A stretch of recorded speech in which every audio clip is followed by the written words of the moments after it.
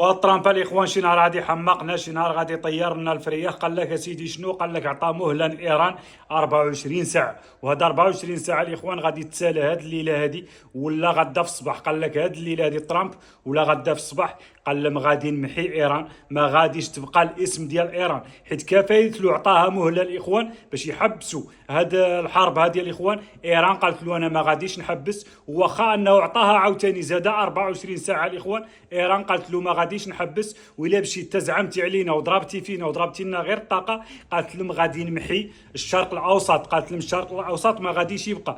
هادو الاخوان غادي يبلبلونا، غادي يحمقونا. على الله يخرج هاد الطرح على خير مع ترامب الاخوان، لان ما عرفناش يا ترامب واش غادي يديرها بصح ولا فيها غير الهضره الاخوان والسلام. والله ما عرفنا شنو الراي ديالكم الاخوان، واش ترامب غادي يضرب ولا ما غاديش يضرب ولا فيها غير الهضره، ما عرفناش الاخوان. وتا هاد ايران راه خرجت ما فيها ما هنا الاخوان، تا هي تحداته وقالت له الا مشيتي تضربتي راه غادي نضرب الشرق الاوسط وغادي نمحي الشرق الاوسط. وهذا الشيء على الله يخرج الاخوان، هذا الشيء هذا على خير مع هادو السلام والله العظيم.